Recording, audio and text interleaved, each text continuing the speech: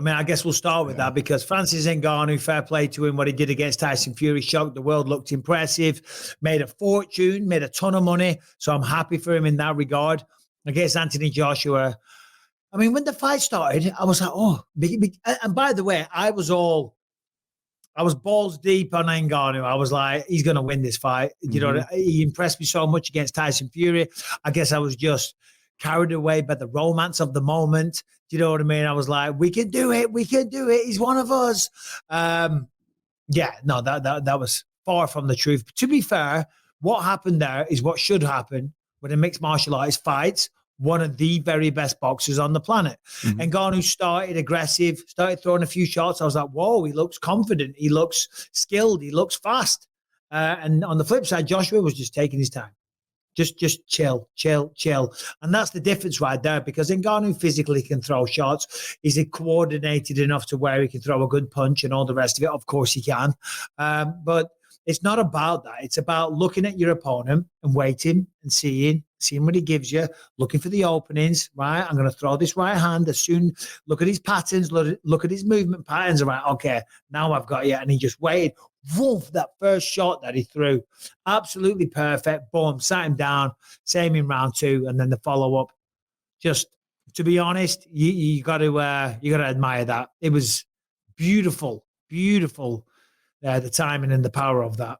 Yeah, Joshua looked incredible. Even physically, he looked really faster than maybe we've seen him in the past. But it seems to me Anthony Joshua took Francis Ngannou a whole lot more serious maybe than Tyson Fury did. And maybe that's what we have to maybe accept a little bit, that maybe Tyson Fury slept on Francis just a tad. And I think we have done that to a point. But you're right. That's exactly what should have happened in the Tyson Fury fight.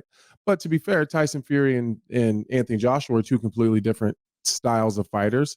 Tyson Fury is more of an accumulation guy. Not that he doesn't have the one-punch knockout power, but Francis has always been known to have a good chin. And I think in order to do that to Francis, you're going to have the type of speed and power that Anthony Joshua has. I think just that style of – I still think that if Francis and Tyson were to fight again, I think it would be competitive. I really do. Just because I think the styles do make for different fights. Anthony Joshua was just as big, hits just as hard as Francis, but also has the athleticism and the speed and the just that overall, just his athleticism makes it different. And it was sad, but I don't feel that sad for Francis. Like, no. He made $20 million. So I know it sucks. It's embarrassing. Got some egg on your face right now. You still have great opportunities ahead of you, and you made an absolute shit ton of money. So hats off to Francis Ngannou. Yeah, no, fair play. I mean, how could you not like the guy? Afterwards, right. I saw a clip doing the rounds where they asked him if the knockout hurt or something, and he's like, I didn't feel it. and he said, that's the beauty of a knockout. And I must admit, like, for example, when I got knocked out of UFC 100 against Dan Henderson, didn't feel a thing. And then afterwards, I wasn't even sore. My jaw wasn't hurting or anything like that. Yeah, put me to sleep. Didn't know where I was for bloody hours. But that is the benefit of getting sparked out cold. Yeah, you're not present. You're not present. 5 rounds, kind of like Cheeto did, and we'll get to that in a little bit. And congratulations to Sean O'Malley. Yeah, that hurts. But the one-punch knockout, boom, and it wasn't one. It was 2 or 3 big ones. But, yeah, they don't hurt. But the fact that he was able to laugh and kind of be self-deprecating and laugh at his own demise, if you will, it's endearing. It really is, So fair play to him. I thought Anthony Joshua handled himself with absolute class. He didn't even really celebrate.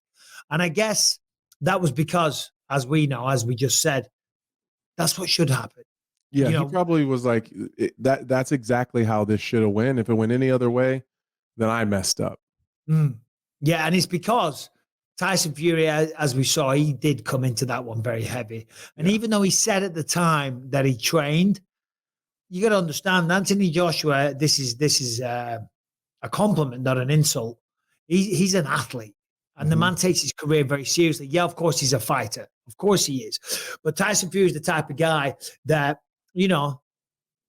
ballooned up to over 400 pounds. He was addicted to drugs. He was partying and all this kind of stuff. He had a problem with alcohol and whatnot. And you can see he's probably still that kind of Jack the lad, for want of a better word. He's still one of the boys. He'll still get down and he'll still probably have a little party. I don't know if he does, but I'm sure he does a little bit. Whereas Anthony Joshua, you know, I've seen after his fights, he's having a recovery swim on Sundays. You know, I'm still hungover on a Sunday. I ain't going near a gym. But Anthony Joshua's, you know, counting his calories and going for a brisk walk. So, he's a consummate professional. So that, and I thought it was really cool how he handled himself afterwards, as far as the, you know, the post he made, where I don't think that he enjoys kind of shutting down Francis's kind of hype train like that. I don't think that he enjoys. Of course, he wants to win, and if you have to choose, it's going to be him. And you know, if it's me or him, he's going to choose me every time. But I don't think that that means he enjoys, you know, stopping the rise of somebody else. So I gained a lot of respect for Anthony Joshua. At times, I've kind of thought he was a bit of a pussy.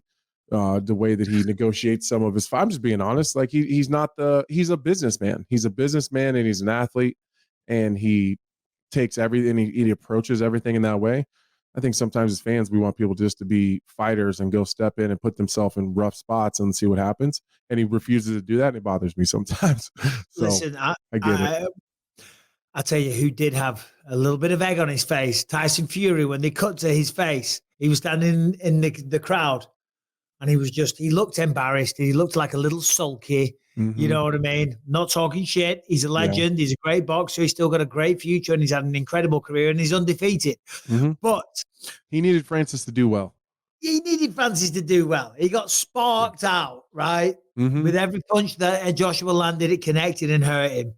That stings, especially when you understand how much shit Tyson Fury has talked about Francis Ngannou, just calls him a bodybuilder and stuff like that. But even still in that moment, Joshua didn't lower himself to having a go at Tyson Fury. And again, all class. That's what I want. Because he's a better man than me. Oh, yeah. Imagine the same situation. I'd have been like, yo, Tyson, I see you there, buddy. What do you think of that? What do you think? You almost got beat. You got dragged. You got dropped. You know, you were embarrassed. I just stood up for boxing. This guy's not even awake yet. Yeah. That's what oh my God. He was out forever. He was on oxygen, for crying out loud. I know. And I would have said that and said, this guy about beat the shit out of you. And someone else is helping him get some more air.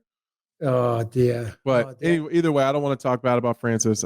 No. Hats off to him. He did one of those daring greatly things, and I'll never talk shit about someone who does that. He made a shit ton of money. It's a life-changing experience he had in 2 fights.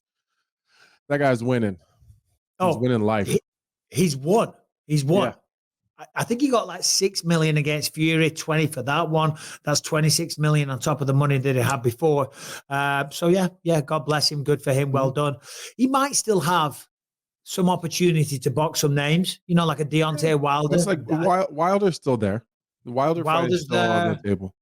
You know, maybe like a Derek Chisora and Andy Ruiz. There's probably still some opportunity for him to get some big paydays. Nothing like that, though. I don't think they would put him top of the bill, marquee, stuff like that. But maybe on the undercard, maybe still get some. Maybe a co-main.